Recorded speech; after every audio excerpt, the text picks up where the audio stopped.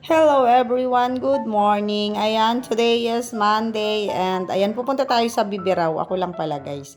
Samahan nyo na lang ako. Pupunta ako sa Bibiraw, dadalhin ko tong istante guys doon sa kaibigan ko. Doon sa isa nating kasamahan sa church.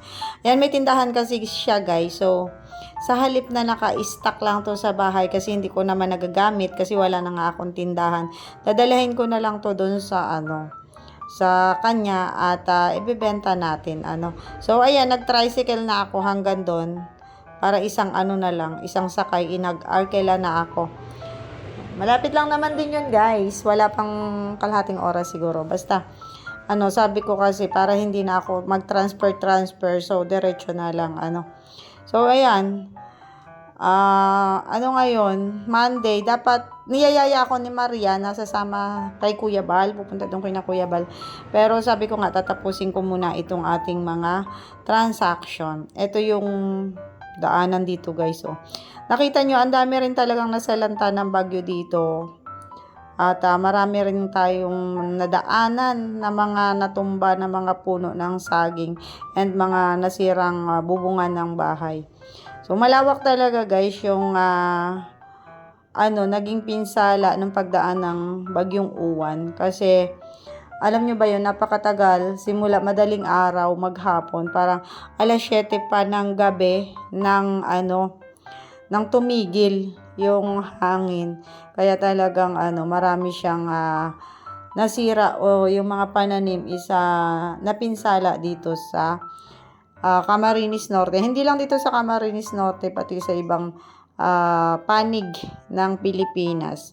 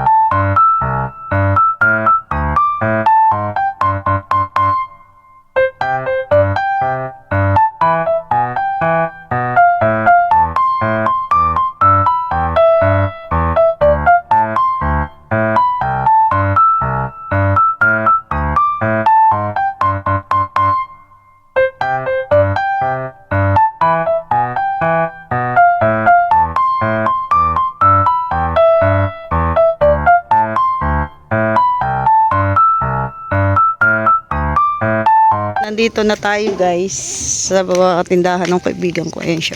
Ayan. Tindahan niya. Sige lang, magbablog lang ako. Ayan, dami niyang tinda. Tapos ito yung kinukuhaan ko guys ng alala niyo yung katuday? Ayan. Sayang, nabali ng bagyo. Pero may mga bulaklak pa rin siya. Galing Tapos yung papaya, tingnan niyo. Di nahulog lahat ang bunga. Survivor. Ayan, papunta yung this farm, 200 meters sa Hearts Haven. Ayan yung Hearts Haven Resorts guys. Maganda din dyan. Diba? Marami rin ditong natumba nung nagdaang bagyo. Yung puno na yun, sayang. Ang dami ditong resorts guys. Dito sa Bibiraw yung halos makakakita ka ng maraming resorts.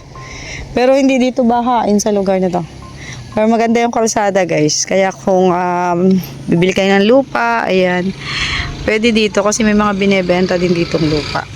Ayan And marami rin ditong tricycle.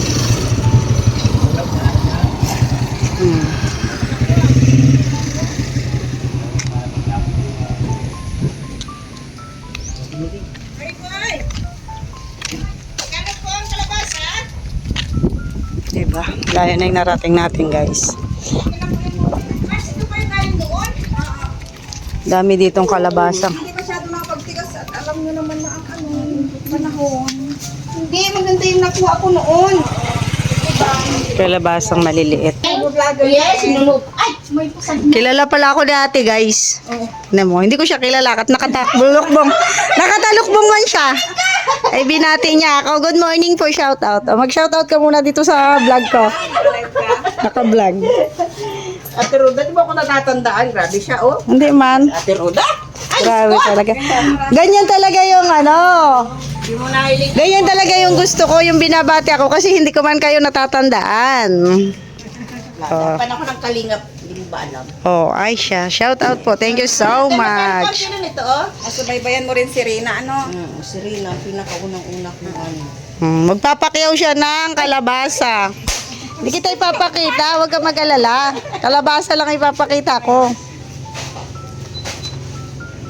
17. Ang kukit ng kalabasa niya. Pinangani yan. Ay, gusto. Buti nga niya may nakuha kang 29. Ano yan, tanim nyo? Oo. Galing. Mainit na ang panahon, guys. Akala ko may bagyo na naman ay.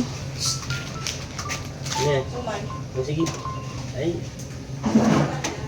Oh, bago lang. Bago pa lang. Saan ba ang bahay mo po dito? Doon lang sa may school. School? Oh.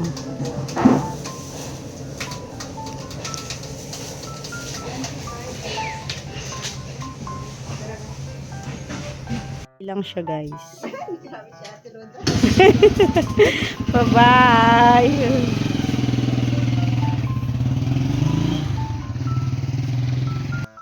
Ayan na, may pamerienda, guys. Health conscious tayo. Inaano niya po ako ng soft drinks. Di man ako nagsosoft drinks. Tubig lang talaga. Ano to? Anong tawag dito? Ay, palitaw na may ano, bukayo. Tapos, ayan yung favorite ko, guys. Anong tawag dito? Suman. So, ay, hindi. Anong tawag nga Biko? dito? Biko. Ayan, Biko yan sa Manila. Suman po sa amin. Ayan, yung favorite ko. So, ayan guys, nandito na ako sa bahay after ng ating biyahe. Hindi ko na na-video yung ibang mga kaganapan kasi kami nagkwentuhan ng aking kaibigan. So, nakalimutan na natin mag-video. Ano guys? So, ganun talaga quality time sa ating kapatid sa Panginoon, di ba?